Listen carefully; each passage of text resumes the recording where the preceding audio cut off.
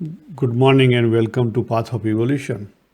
આપણે જે તૃપ્તિ કહેતા કમ્પ્લીટનેસ, પૂર્ણપણું, કૃતકૃત્યતા અને બીજી રીતે કહીએ તો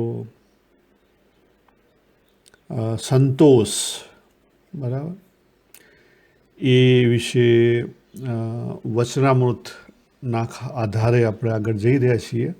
અને એમાં વચ્ચે ભગવદ્ ગીતા પણ જ્યાં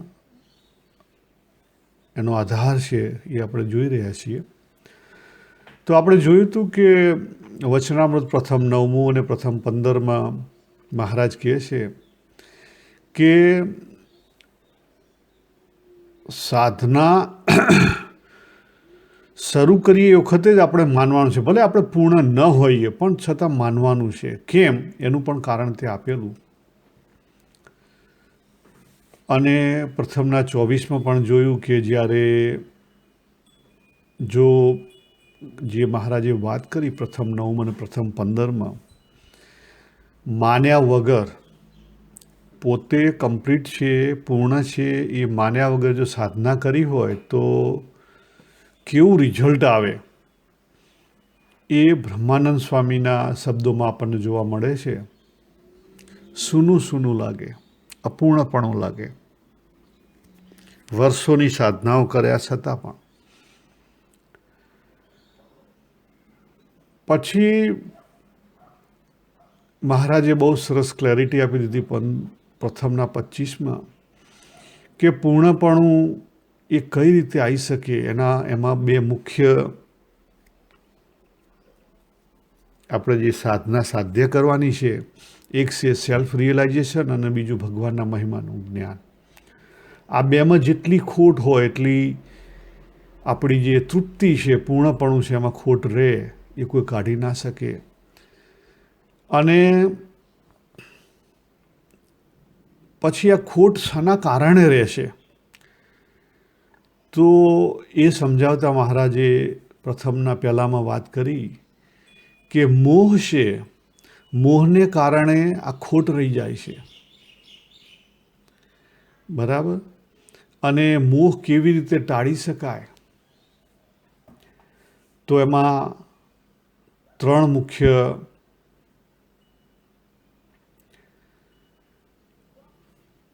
જે મોહને ટાળવા માટે જે ત્રણ મુખ્ય વિચાર દ્રઢ કરવાના છે, બરાબર, અથવા જે જ્ઞાન એની અંદર જે દ્રઢતા લાવવાની છે, એ કયા ત્રણ જ્ઞાન છે? તો પહેલું સેલ્ફ રિયલાઇઝેશન, આત્મચિંતન. બીજું જગત જેમ છે તેમ એને જાણવું, એની ઉત્પત્તિ, સ્થિતિ અને પ્રલય જાણવો, બરાબર. અને ત્રીજું કે ભગવાનના સ્વરૂપનો મહાત્મ્ય અતિશય સમજવું. આ ત્રણ વસ્તુ જો સમજ્યામાં આવે, પોતાનું સ્વરૂપ, આ જગતની ઉત્પત્તિ, સ્થિતિ અને પ્રલય અને ભગવાનનો મહિમા, આ ત્રણ વસ્તુ જો સમજવામાં આવે તો મોહ ટળે. અને મોહ ટળે તો પછી આપણે પૂર્ણકામપણુંનો અનુભવ થાય. એ સિવાય અનુભવ થાય નહીં. એ જો મોહ ટળી ગયો હોય તો મહારાજ શું કહે છે કે ભગવાનનું જે સ્વરૂપ તેમાં તો સર્વે સુખ ભેળા જ રહ્યા છે. તે એક દર્શન કરે તો પણ તે ભક્ત પૂર્ણ કામ થઈ જાય, બરાબર. આટલી મહારાજે વાત કરી.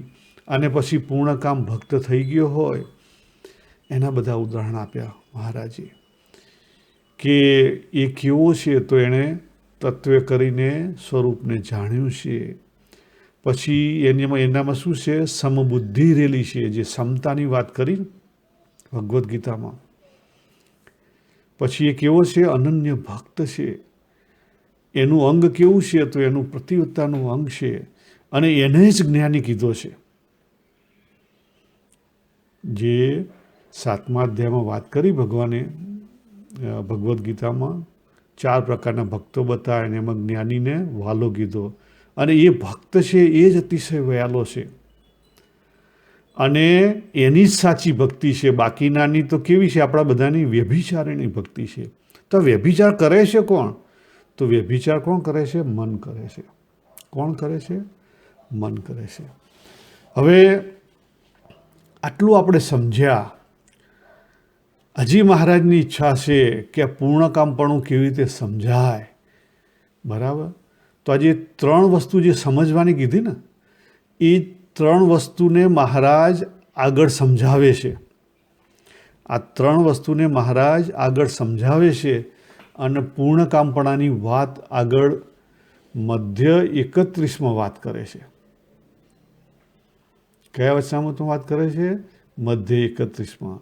તો મધ્ય 31માં આપણે આજે મધ્ય 31 વાંચીશું અને જો સમય હશે તો આજે એને આપણે સમજવા માટે પ્રયત્ન કરીશું.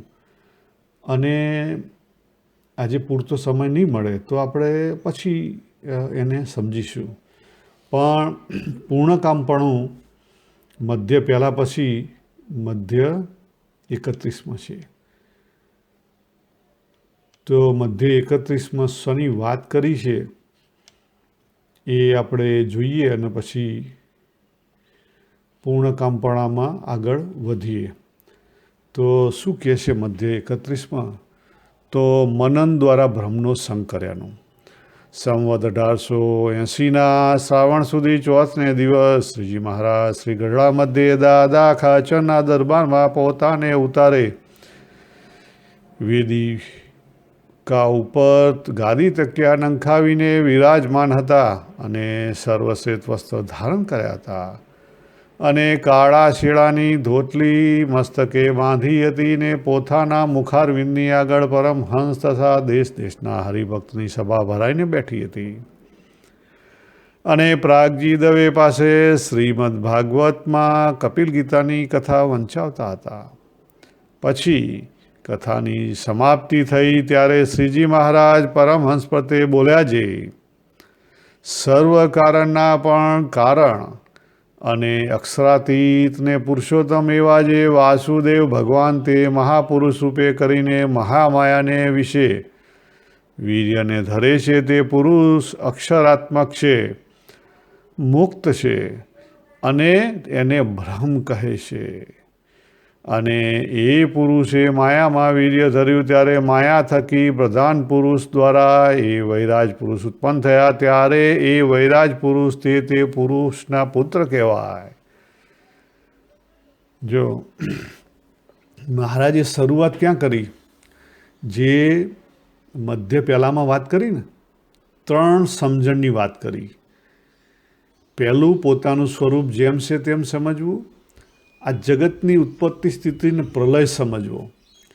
તો અહીંયા મહારાજ જગતની ઉત્પત્તિ સ્થિતિને પ્રલય સમજાવે છે. આની પહેલાં પણ મહારાજે જગતની ઉત્પત્તિ સ્થિતિ પ્રલય અને નિમિત્ત ઉપાદાન કારણ એ પ્રથમનું 51મું વચનામૃત, પ્રથમનું 63મું, લોયાનું 7મું, કાર્યાણીનું 7મું, પંચાળા 7મું, આ બધા વચનામૃતમાં શ્રીજી મહારાજે સમજાવ્યું છે. બરાબર. તો જગત જે છે એની પાછળ કઈ સત્તા રહેલી છે, કોના આધારે ઊભેલું છે, એને મહારાજ અહીંયા બતાવવા વિશેષ આપણને પ્રયત્ન કરે છે. તો આપણે સમજીએ મહારાજ શું કહે છે કે કારણના પણ કારણ અને અક્ષરથી પણ એવા પર એવા કોણ છે? પુરુષોત્તમ. જે ગીતાની અંદર 15મા અધ્યાયમાં આ વસ્તુ સાંકળી લેવામાં આવી છે.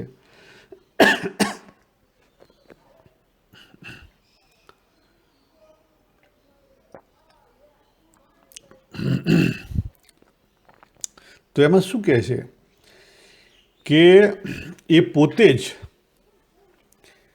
મહાપુરુષ રૂપે મહામાયાના વિશે જોડાય છે. એટલે પહેલું પુરુષોત્તમ સત્તત્વ, બીજું જેને તમે પરા અને અપરા કહો, કા પુરુષ અને પ્રકૃતિ કહો, કા અક્ષર અને ક્ષર કહો. બરાબર. આ બીજું તત્વ બીજા નંબરની લાઈનનું મહાપુરુષ અને મહામાયા. આ જે મહાપુરુષ છે એ જ કોણ છે? એ પુરુષ અક્ષરાત્મક છે. એને જ ભ્રમ કહેવાય, અક્ષરભ્રમ કહેવાય. અને એના થકી એટલે કે પુરુષ અને પ્રકૃતિ જોડાયા, એના થકી કોણ પેદા થયા? વૈરાજ પુરુષ પેદા થયા. પછી મહારાજ આપણી તળપદી ભાષામાં સહેજે સમજણ પડે એટલા માટે આ બધી તળપદી ભાષામાં વાત કરે છે કે ભાઈ એમના લગ્ન થયા અને ખ્યાલ આવે એમાંથી છોકરા જન્મે, એ રીતની વાત કરે છે. જેમાં જગતમાં કોઈ બ્રાહ્મણ, ક્ષત્રિય અને વૈશ્યાદિક જે પ્રાકૃત માણસ હોય ને તેની સ્ત્રીમાંથી તેનો દીકરો થાય, તેમ એ વૈરાજ પુરુષ થાય. માટે જે વૈરાજ પુરુષ તે આ જીવ જેવા જ છે. કેવા છે? જીવ નથી પણ જીવ જેવા છે. એની ક્રિયા પણ આ જીવના જેવી જ છે. અને તે વૈરાજ પુરુષની પરાર્ધકાળની આવરદા છે. અને આ જગતની ઉત્પત્તિ, સ્થિતિ અને પ્રલય રૂપ તેની 3 અવસ્થા છે. એટલે જે વૈરાજ પુરુષ થયા એની પણ 3 અવસ્થા છે. જેમ જીવની 3 અવસ્થા છે એ રીતે. અને જીવની કઈ છે? તો જાગ્રત, સ્વપ્ન અને સુષુપ્તિ એ 3 અવસ્થા છે તેમ. અને વૈરાજ પુરુષના વિરાટ, સૂત્રાત્મક અને અવ્યકૃત તે 3 દેહ છે. જો આ વાત ભગવદ્ ગીતાની અંદર 8મા અધ્યાયમાં આ બધી વાત કરવામાં આવેલી છે. ત્યાં પણ અક્ષરભ્રમની વાત કરવામાં આવેલી છે. અને તે દેહ અષ્ટાવરણે યુક્ત છે ને તે દેહ મહત્તત્વાદિક જે 24 તત્વ તે દ્વારે થયા છે. તે એ વિરાટને વિશે ઇન્દ્રિય અંતઃકરણને દેવતાએ પ્રવેશ કર્યા અને એને ઉઠવા માંડ્યું ને વિરાટનો જીવ પણ માહી હતો તો પણ વિરાટ ઉઠ્યું નહીં. જ્યારે જો અહીંયા શું કહેવા માંગે છે? વિરાટ કેમ ના ઉઠી શક્યું? કારણ કે એનો મૂળ આધાર, જ્યાં સુધી મૂળ આધાર જે છે, કારણનું પણ કારણ, સત્તત્વ કહેતા પુરુષોત્તમ તત્વ જ્યાં સુધી એની મરજી ના હોય ત્યાં સુધી એ વસ્તુ શક્ય નથી. કહેતા મહારાજ આપણને ક્લિયરલી નિમિત્ત ઉપાદાન કારણ સમજાવે છે કે આ બધું જે છે એનું નિમિત્ત કોણ છે? જ્યારે ક્ષેત્રજ્ઞ એવા જે વાસુદેવ ભગવાન તે પુરુષ રૂપે કરીને એમાં આવ્યા ત્યારે તે વિરાટ દેહ ઉઠ્યું ને વૈરાજ પુરુષ પોતાની ક્રિયાને વિશે સમર્થ થયા. અને એ જ જે ભગવાન તે આ જીવને પ્રકાશાને અર્થે સુષુપ્તિ રૂપ માયા થકી પર રહ્યા થકા એ જીવને વિશે સાક્ષી રૂપે રહ્યા છે. જો અહીંયા જે દ્રષ્ટા અને દ્રશ્યની વાત સમજાવે છે અને એથી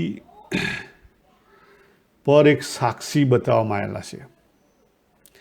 એટલે જે સાક્ષીની વાત છે કે ભાઈ આપણે જે કોઈ ક્રિયા કરે છે એનો કોઈ સાક્ષી છે. પણ એ સાક્ષી કોણ છે? તો સાક્ષી ભગવાન છે. બરાબર? તો એ સાક્ષી કઈ રીતે સાક્ષી? તો આખું જે જગત છે એ ચિદાકાશ ઘન રૂપ છે. કેવું છે? એમાં સત્તત્વ કેવું છે? ચિદાકાશ ઘન રૂપ છે. અને જે ચિદાકાશ ઘન છે ને એ સાક્ષી રૂપે છે દરેકની અંદર.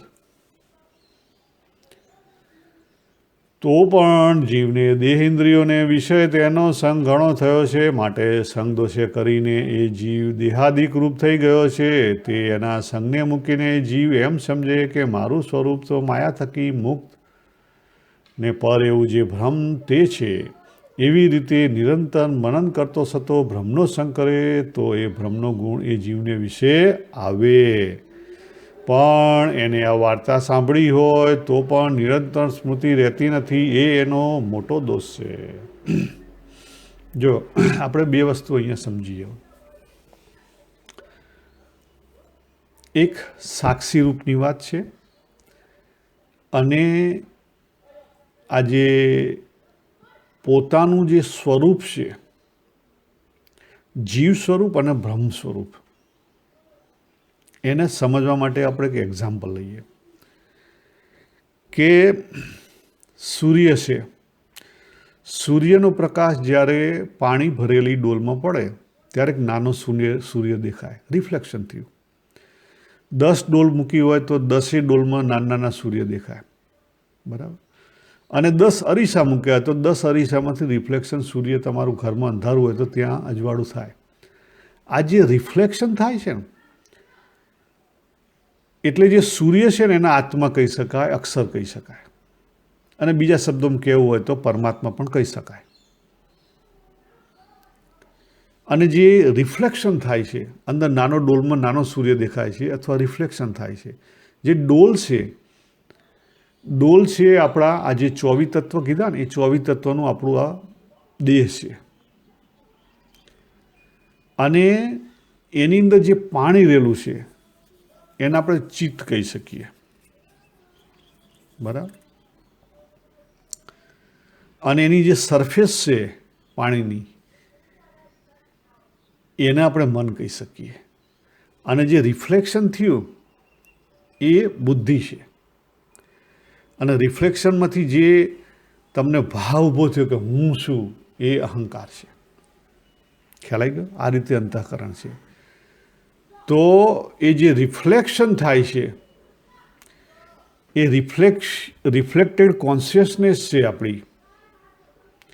એ રિફ્લેક્ટેડ કોન્શિયસનેસ એટલે આપણે જીવ.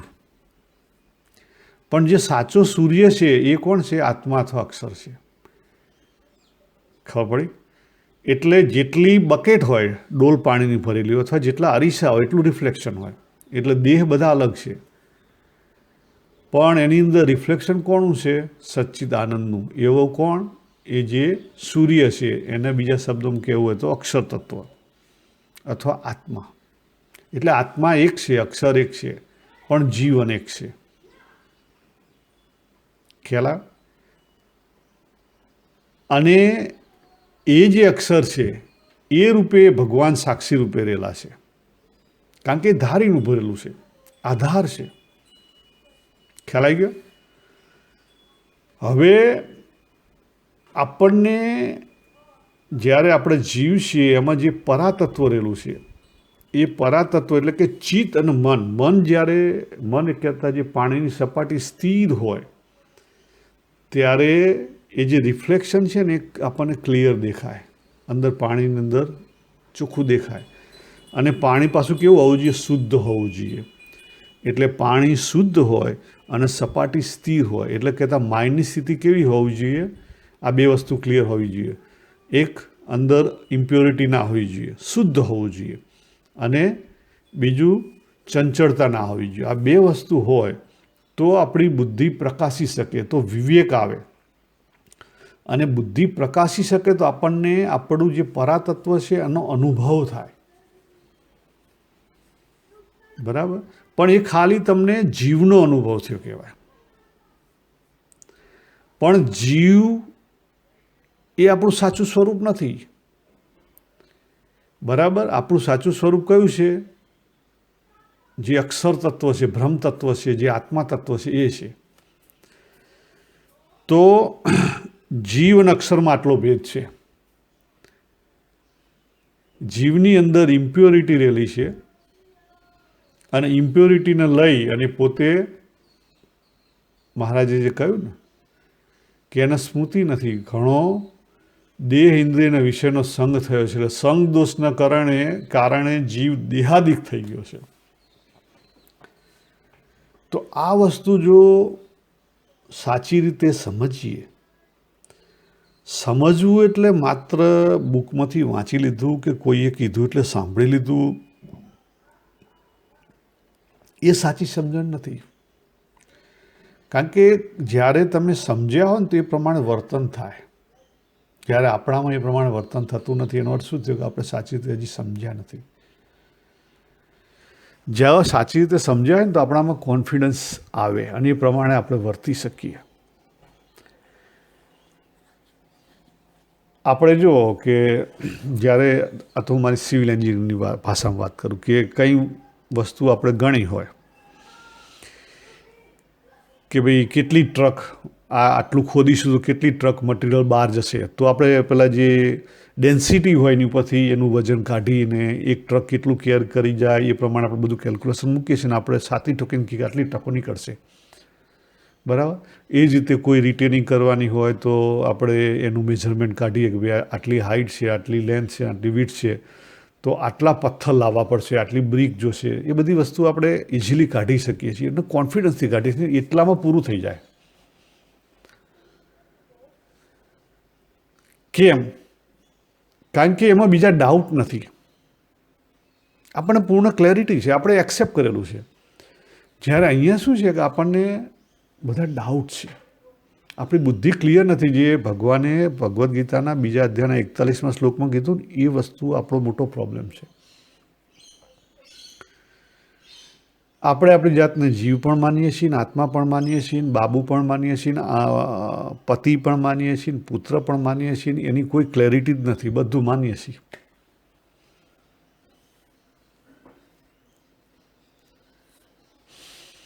એટલે બધી અંદર ખીચડી છે અને ક્લેરિટી નથી તો પછી અંદરથી કોઈ એવો ભાવ ઊભો થાય નહીં. જો મહારાજના સમયમાં પેલો એક પ્રસંગ થયેલો કે મહારાજે પેલા એક ભાઈને હરિજન હતા એમને કીધું કે ભાઈ 100 વાર બોલાયો, પણ પેલાને એવું ફિટ થઈ ગયેલું તો એ પોતે જે માનતો તો એમાંથી બહાર ના નીકળી શક્યો. ખ્યાલ? એટલે શરૂઆત ભલે માનવાથી થાય પણ પછી આપણે આગળ એનો અનુભવ કરવો પડે.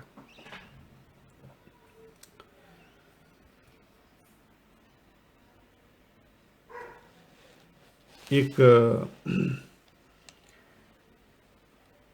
માનવા ઉપર તમને કહું તો દાખલા તરીકે ઘણા બધા આપણે પ્રસંગો જોતા હોઈએ છીએ કે માનીએ આપણે અને એક્સેપ્ટ કરીએ તો અંદરથી ભાવ ઊભો થાય જ. કારણ કે ભાવ એ ક્યાં રહેલો છે? જીવના લેવલે રહેલો છે. જો આપણે સાચી રીતે માનતા હોઈએ અને એ પ્રમાણે આપણી બુદ્ધિ એક્સેપ્ટ કરતી હોય તો જીવમાંથી એ ભાવ ઊભો થાય છે. આપણે ઘણા બધા પ્રસંગોમાં સાંભળ્યું હશે, જોયું હશે, પિક્ચરોમાં પણ જોયું હશે કે ઘણીવાર સંસારમાં એવા પ્રસંગો બને કે બાપ ને દીકરો છે એ બહુ જ વર્ષો પછી મળે. એક પિક્ચર હતું તો એમાં જ્યારે એ છોકરો 24 વર્ષનો થયો ત્યારે એના ફાધરને મળ્યો, કદી જોયેલો નહીં, તો એના બાપ એને ઓળખે કેવી રીતે? તો એના ભાવ પણ ના આવે, બરાબર. તો પછી છોકરાએ શું કર્યું? 24 વર્ષના છોકરાએ બુદ્ધિ લગાડી, એને સીધું જ તરત ફોન કર્યો એની મમ્મીને. એની મમ્મીને કીધું કે તું વાત કર કે હું એક જણને આપું છું, તું એમની સાથે વાત કર. એટલે 24 વર્ષ પછી જે પતિ પત્ની હતા એકબીજાને તો તરત ઓળખી લીધા, ફોન ઉપર પણ ઓળખી લીધા. અને એની મમ્મીના કારણે એ જે ભાઈ હતા એમણે એક્સેપ્ટન્સ થઈ ગયું કે ના, આ ચોક્કસ મારો છોકરો છે. તરત જ એમનામાંથી ભાવ ઊભો થયો. ખ્યાલ તમને? જ્યાં સુધી આપણું મન બુદ્ધિ એક્સેપ્ટ ના કરે ત્યાં સુધી અંદરથી ભાવ ઊભો ના થાય. એટલે એ જે ભાઈ હતા એમને પત્નીના શબ્દોના આધારે એક્સેપ્ટ કરી લીધું કે ના, મારો છોકરો છે, તો એમનો છોકરાનો ભાવ ઊભો થયો. આ બધી ભાવની ગેમ છે, પણ ભાવની ગેમ એટલી ઇઝી નથી. એટલા માટે આપણને મહારાજ ક્લેરિટી કરાવે છે કે તમે આ બધી વસ્તુ સમજો. ખાલી માનવાથી ઊભું નહીં થાય, એનું જ્ઞાન કરવું પડશે, એનો અનુભવ કરવો પડશે, એનું એક્સેપ્ટન્સ કરવું પડશે, તો પછી ઊભું થશે ભાવ, નહીં તો નહીં થાય. હવે આપણે આગળ જોઈએ, આગળ શું કહે છે. એવી રીતે ઈશ્વર જે વિરાજ પુરુષ ને આ જીવ એ સર્વેના પ્રકાશક તો પુરુષ રૂપે કરીને પુરુષોત્તમ એવા વાસુદેવ છે. એટલે વૈરાજ પુરુષને ઈશ્વરની કક્ષાએ મૂક્યા, બરાબર. એટલે પહેલી આવી પુરુષ અને પ્રકૃતિની લાઈન, પછી બીજી ઈશ્વરની અને એની નીચે જીવની આવી. અને એ વૈરાજ પુરુષ પણ જીવની પેઠે બદ્ધ છે. તે દ્વિપરાર સુધી પોતાની અવરદા ભોગવે છે, ત્યાં સુધી બદ્ધ વર્તે છે. અને એનો પ્રલય થાય ત્યારે એને એ પુરુષનો સંબંધ સાક્ષાત થાય છે. કેમ જે એનો બાપ જે પુરુષ તે સમર્થ છે, તે એને એટલો જાળવે છે. અને વૈરાજ પુરુષને માયાનો સંબંધ રહ્યો છે, માટે પ્રલયને અંતે પાછો માયામાંથી ઉપજે છે. જો વૈરાજ પુરુષ કહેતા ઈશ્વર, ઈશ્વર એ પુરુષ અને પ્રકૃતિમાંથી આવેલું તત્વ છે, બરાબર. અને ઈશ્વરને કોની સાથે સંબંધ છે? માયા સાથે. ઈશ્વર અને માયા અને જીવ અને અવિદ્યા, બરાબર. એટલે પુરુષ અને પ્રકૃતિ બે શુદ્ધ તત્વ છે. એમાંથી જે ઈશ્વર બન્યો એ બદ્ધ છે. પુરુષ અને પ્રકૃતિ બદ્ધ નથી, પણ ઈશ્વર બદ્ધ છે. પણ ઈશ્વરનો કોનો સંબંધ છે? માયાનો. એટલે જ્યાં સુધી એ જે માયામાંથી ઊભું થયું ચક્ર, ઉત્પત્તિ, સ્થિતિ ને પ્રલય, ત્યાં સુધી એ ઈશ્વર બંધાયેલો છે. જેવું એ પ્રલય થઈ જાય ત્યારે એ ફ્રી થઈ જાય. કેવો થઈ જાય? ફ્રી થઈ જાય. જ્યારે આપણે જીવ તરીકે આપણે માયાથી અંદર રહેલા છીએ. આપણે ડાયરેક્ટ માયાનો સંબંધ નથી, આપણે અવિદ્યાનો સંબંધ છે. કારણ કે આપણે એથી નીચે આવ્યા.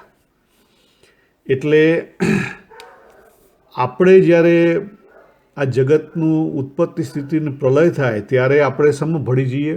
જેમ છે તેમ આપણે બીજરૂપ, કેવી રીતે? બીજરૂપ આપણે માયામાં ભળી જઈએ. માયાથી ફ્રી ના થઈ ગયા આપણે. અને ફરી નવું જ્યારે ઉત્પત્તિ થાય એક બ્રહ્માંડની, ત્યારે ફરી પાછા આપણને ભગવાન તક આપે. આટલો ફેર. ઈશ્વર સચ્ચિદાનંદ સ્વરૂપ છે અને જીવ પણ સચ્ચિદાનંદ સ્વરૂપ છે, પણ જીવ અને ઈશ્વરમાં આટલો ફેર છે. સમજી લો. ઈશ્વર લિમિટેડ બદ્ધ છે, જ્યારે જીવ પૂરેપૂરો બદ્ધ છે. અને જે પુરુષ કહેતા અક્ષર છે એ સહેજ પણ બદ્ધ નથી, એ પૂર્ણ ફ્રી છે. અને આ જીવ છે તે જેવો પતિબદ્ધ છે ને અસમર્થ છે, તેવી જ રીતે એનો બાપ હોય તે પણ બદ્ધ ને અસમર્થ હોય. માટે એ બાપ તે દીકરાને શી સહાય કરે? જો મહારાજ આ લોકલ આપણો ઉદાહરણ આપે છે કે ઈશ્વર કહેતા વૈરાજ પુરુષ છે, એનો બાપ પુરુષ છે. અને પુરુષ એ ફ્રી છે, બંધાયેલો નથી. તો એ એના છોકરાને મદદ કરે કે જ્યારે આ જગતનો પ્રલય થાય ત્યારે એમાંથી બહાર નીકળી કે.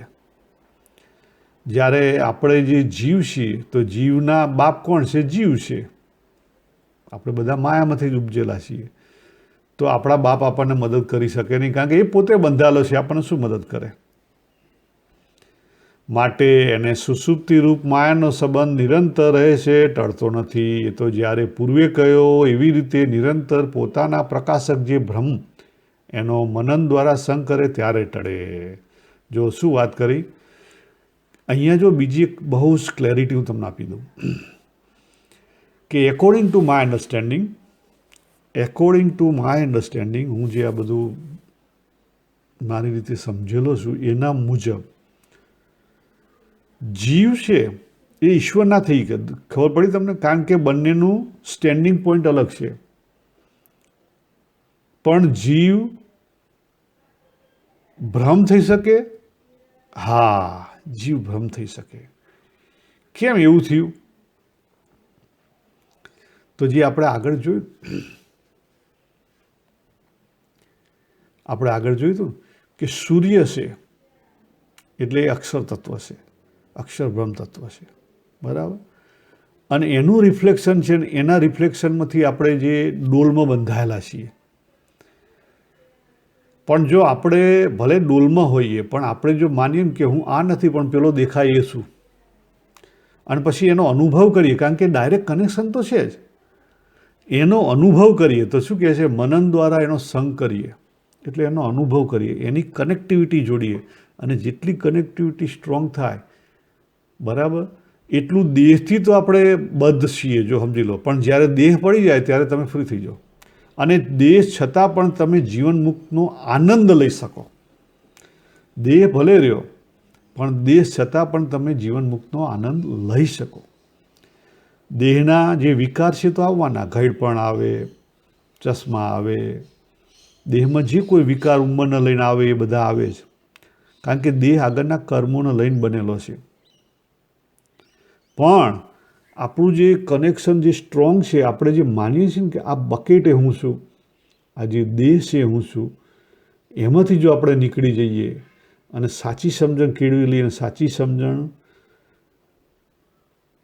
આપણે અનુભવીએ તો આપણે ફ્રી થઈ ગઈએ. ખ્યાલ આવે? કારણ કે આપણું ડાયરેક્ટ કનેક્શન ક્યાં છે? ત્યાં અક્ષર સાથે છે. એટલે મહારાજે પછી આગળના લોયાના વચનામૃતમાં વાત કરી છે કે જીવ પણ સચ્ચિદાનંદ સ્વરૂપ છે, ઈશ્વર પણ સચ્ચિદાનંદ સ્વરૂપ છે, અક્ષર બ્રહ્મ પણ સચ્ચિદાનંદ સ્વરૂપ છે, અને પુરુષોત્તમ પણ સચ્ચિદાનંદ સ્વરૂપ છે. પણ ચારેમાં ભેદ છે. તો ભેદ કયા? તો આ મેં કીધા એ. ઈશ્વરને આપણે કંઈ લેવા દેવા નથી. ઈશ્વરને બીજી રીતે સમજવું હોય તો તમને કહી દઉં કે ઈશ્વરને બીજી રીતે કઈ રીતે સમજી શકે? આપણે છે ને વેવ્સ રૂપ છીએ, અને ઈશ્વર છે ને દરિયો છે.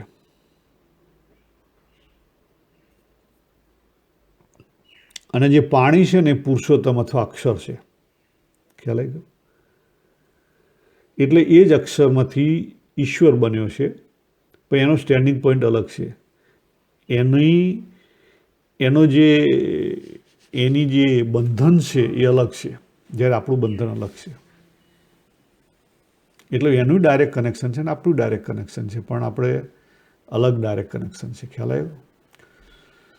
અને વળી એ વિરાટ પુરુષ પણ સંકર્ષણ, અનિરુદ્ધ અને પ્રદ્યુમ્નની ઉપાસના કરે છે. તેમાં પ્રલયકાળ રૂપ અવસ્થાને વિશે સંકર્ષની ઉપાસના કરે, અને સ્થિતિરૂપ અવસ્થાને વિશે પ્રદ્યુમ્નની ઉપાસના કરે, અને ઉત્પત્તિ રૂપ અવસ્થાને વિશે અનિરુદ્ધની ઉપાસના કરે, ને તે સંકર્ષાદિક ત્રણ જે વાસુદેવ ભગવાનના સગુણ રૂપ છે ને તેની ઉપાસના કરી, ઉપાસને બળે કરીને વિરાજ પુરુષ જે તે ઉત્પત્તિ સ્થિતિ અને પ્રલય ક્રિયાને વિશે સામર્થ્યને પામે છે. જો વિરાટ જે છે, વિરાટની ઉપાસના અલગ બતાવવામાં આવી, અને એ ઉપાસના કેવી છે? ભગવાનના સગુણ સ્વરૂપની ઉપાસના બતાવી. અને જ્યાં સુધી ત્રણની ઉપાસના કરે છે ત્યાં સુધી તેને ઉત્પત્તિ સ્થિતિ અને પ્રલય રૂપ જે માયાના બંધન તે ટળતા નથી. જો અગત્યનું છે. તમે તમારી ઉપાસના કઈ છે?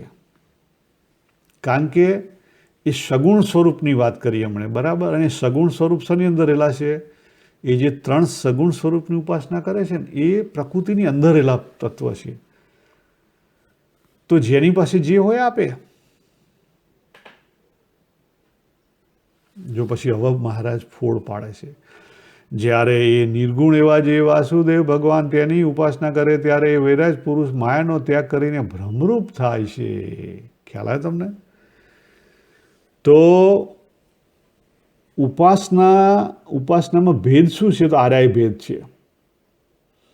તમે કોની ઉપાસના કરો છો ને એનો સ્ટેન્ડિંગ પોઈન્ટ કયો છે, અને તમારો સ્ટેન્ડિંગ પોઈન્ટ કયો છે, એ અગત્યનું છે.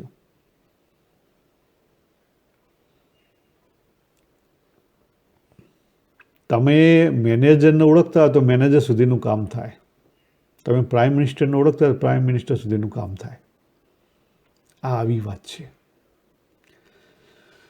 અને જેમાં જીવ છે તે બ્રહ્માદિક દેવરૂપ ભગવાનની ઉપાસના કરે ત્યારે ધર્મ, અર્થ, કામ રૂપ ફળને પામે. જો શું કીધું? જે દેવતાઓ છે એમની આપણે ઉપાસના કરીએ તો જે આ લોકની અંદર અથવા દેવતાઓની જે સામર્થ્ય છે, ખ્યાલ આવ્યો? ઇન્દ્રદેવ, સૂર્યદેવ, આ બધા જે દેવતાઓ છે એમનું જે તાકાત છે એટલી એ આપણને આપે. એ સમા આપણને ઉપયોગી થાય ધર્મ, અર્થ અને કામમાં. આપણને કંઈ જોતું હોય તો એ પ્રમાણે એ આપે, બરાબર? બીજું આપણો ધર્મમાં આપણને રક્ષણ આપે.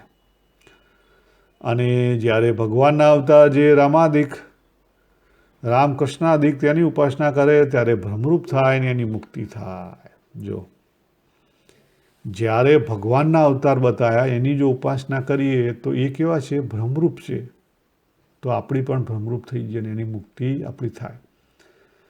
તેમ એ વિરાટ પુરુષને પણ છે ને વૈરાજ પુરુષ દ્વારા એ અવતાર થાય છે એમ શાસ્ત્રમાં કહ્યું છે. તો એ એમ સમજવું જોઈએ કે વાસુદેવ નારાયણ તે પુરુષ રૂપે કરીને વૈરાજ પુરુષ વિશેને આવીને વિરાજમાન હોય ત્યારે અવતાર કયા છે. માટે અવતાર તો સર્વે વાસુદેવ ભગવાનના જ કયા છે. એટલે નિમિત્ત ઉપાદાન કારણ કેવું છે? એક જ છે, બીજું નથી.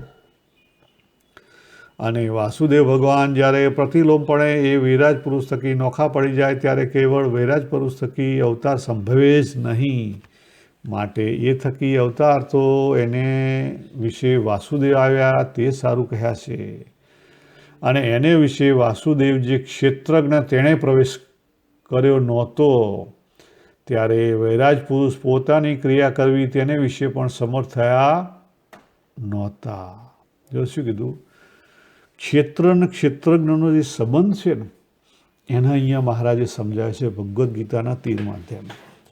તો ક્ષેત્રજ્ઞ એ સ્ટેન્ડિંગ પોઈન્ટના આધારે છે. કોના આધારે છે? સ્ટેન્ડિંગ પોઈન્ટના. હું મારી જાતને બાબુ માનું તો બાબુનું જેટલું આ લૌકિકમાં હોય એનો બાબુ ક્ષેત્રજ્ઞ કહેવાય. હું મારી જાતને જીવ માનું તો આ જે જીવ છે એની જેટલી પહોંચ હોય, જેટલું એનું ખેતર હોય પોતાના બાપનું, બરાબર, એનો એ માલિક કહેવાય. ક્ષેત્રજ્ઞ એટલે માલિક, બીજા શબ્દમાં કહીએ તો, અથવા જાણનારો. પણ ક્ષેત્ર અને ક્ષેત્રજ્ઞ બે અલગ છે. અને પૂર્વે જે પુરુષ કયા તે માયામાં ગર્ભ ધરે ત્યારે પ્રધાન પુરુષ દ્વારા એવો જે વૈરાજ પુરુષ દીકરો થાય તે થાય ને એ જ માયામાંથી અનેક પ્રધાન પુરુષ દ્વારા બીજા ઘણા વૈરાજ પુરુષ રૂપ બ્રહ્માંડ થાય. તે પુરુષ તો નિરન છે ને મુક્ત છે ને ભ્રમ છે ને માયાના કારણ છે. તે માયાના વિશે લોમપણે વર્તે છે તો પણ એને માયાનો બાદ થતો નથી. જો અહીંયા અક્ષર ભ્રમરૂપ જે પુરુષ છે, પુરુષ અને પ્રકૃતિ એની વાત કરે છે. કારણ કે પુરુષ પોતે કેવા છે? સ્વતંત્ર છે. એટલે એ પ્રકૃતિ સાથે ડાન્સ કરે ત્યારે પણ એ સ્વતંત્ર છે અને ડાન્સ ના કરતા હોય ત્યારે પણ સ્વતંત્ર છે. અને માયાને વિશે એને ભોગની ઈચ્છા નથી. જો કારણ કે પોતે પૂર્ણ છે માટે ભોગની ઈચ્છા નથી. એ તો પોતે ભ્રમ સુખે સુખિયા છે અને પૂર્ણ કામ છે. જો ને પૂર્ણ કામ કેવો છે? પુરુષ કહેતા અક્ષરભ્રમ પૂર્ણ કામ છે. જે વૈરાજ પુરુષ ઈશ્વર તે માયાના ભોગને ભોગવીને પ્રલયકાળને વિશે માયાનો ત્યાગ કરે છે અને જીવ છે તે માયાના ભોગને ભોગવીને દુઃખીઓ થતો માયામાં લીન થાય છે. જો આટલો ફેર છે ત્રણમાં. જે 5 તત્વ છે ને એમાં જે 3 તત્વની સમજણ આપી મહારાજે અહીંયા કે જીવ છે એ જ્યાં સુધી એનું જીવપણું ના ટળે ત્યાં સુધી એ માયાની અંદર રહે. કદાપી ભલે ઉત્પત્તિ સ્થિતિ પ્રલય થાય બ્રહ્માંડનું પણ એ માયાથી બહાર ના નીકળી ગયા. પ્રલય થાય એટલે બીજરૂપ પણ માયાની અંદર ભળી જાય. ઈશ્વર છે એ જ્યાં સુધી જે બ્રહ્માંડ રચાણું છે એ પોતે એનો ઈશ્વર છે મેનેજમેન્ટવાળો, ત્યાં સુધી એ બદ્ધ છે. પણ જ્યારે એની પ્રલય થાય ત્યારે ફ્રી થઈ જાય કારણ કે એનું કામ પૂરું થઈ ગયું. અને જે અક્ષરબ્રહ્મ છે, પુરુષ છે, એ તો સ્વતંત્ર જ છે અને પૂર્ણ છે. એટલે માયા સાથે હોય કે ના હોય એને કોઈ બાદ નથી.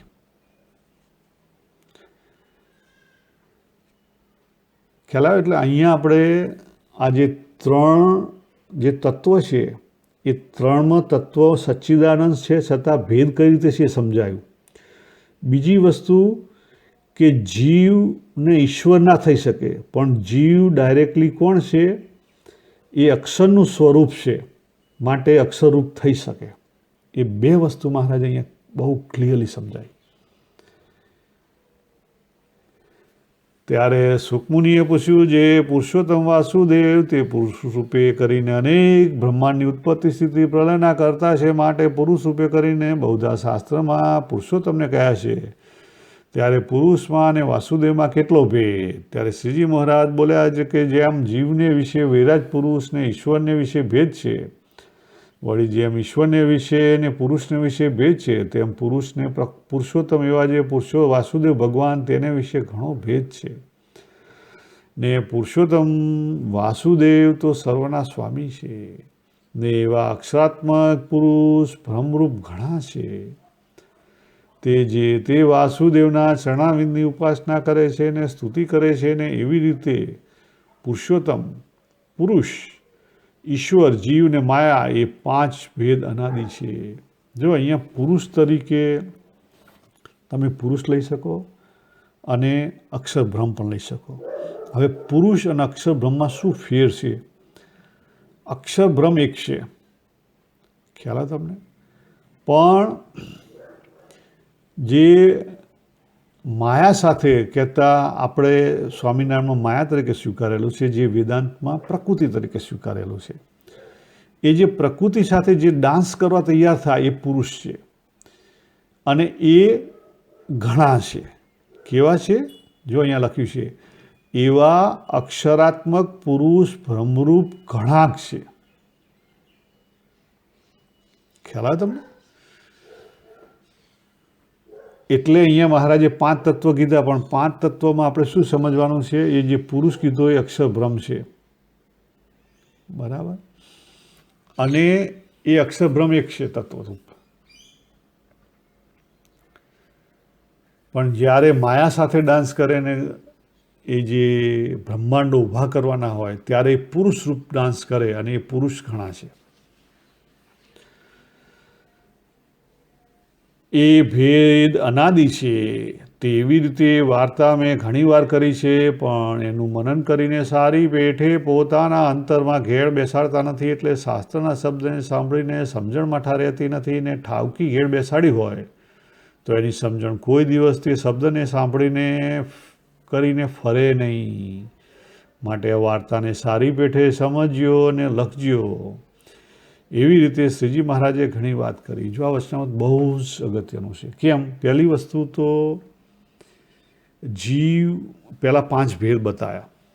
5 ભેદ બતાવ્યા પછી જીવ અને ઈશ્વરનો જે ઇવોલ્યુશન છે કઈ રીતે થઈ શકે એની વાત કરી.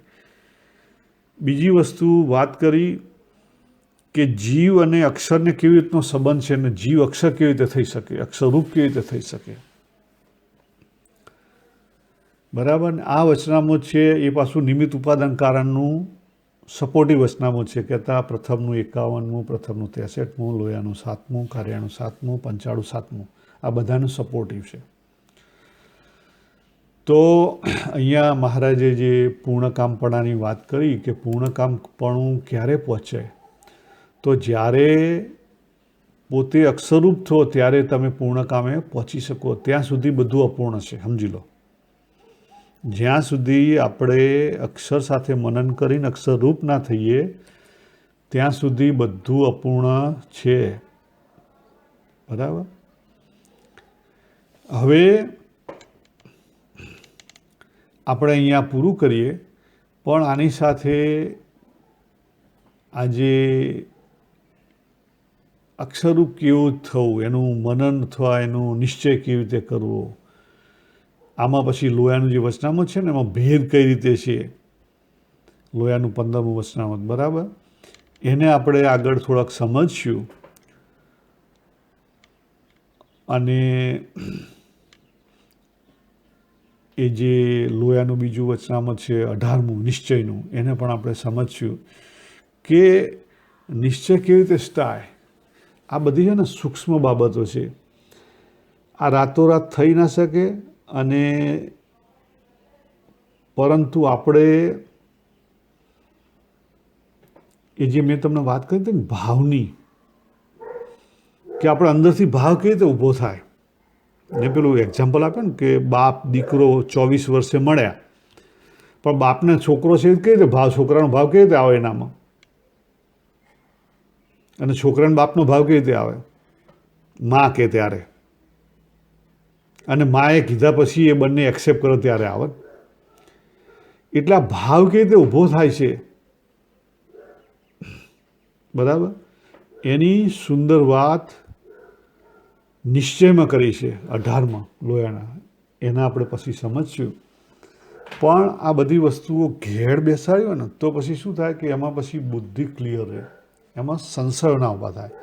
અને એકવાર નિશ્ચયાત્મક બુદ્ધિ થઈ જાય છે, બીજા અધ્યાયમાં વાત કરીને 50-52 શ્લોકમાં નિશ્ચયાત્મક બુદ્ધિ થઈ જાય પછી ઓટોમેટિકલી વેલ્યુ સિસ્ટમ ચેન્જ થઈ જાય. અને એકવાર વેલ્યુ સિસ્ટમ ચેન્જ થઈ એટલે વૈરાગ્ય આવવા માંડે.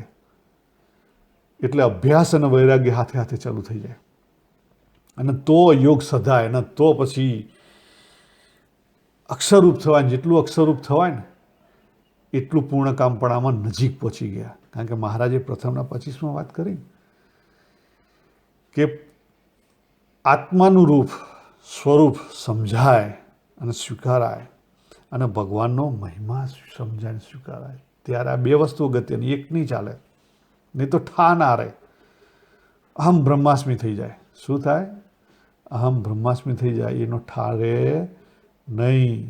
એટલે ડિવોશન તો 100% રાખવાનું જ છે. ડિવોશન વગર તો શક્ય નથી કશું. તો આ બાકીનું પછી આપણે આગળ જોઈશું. શ્રી સ્વામિનારાયણ ભગવાનની જય.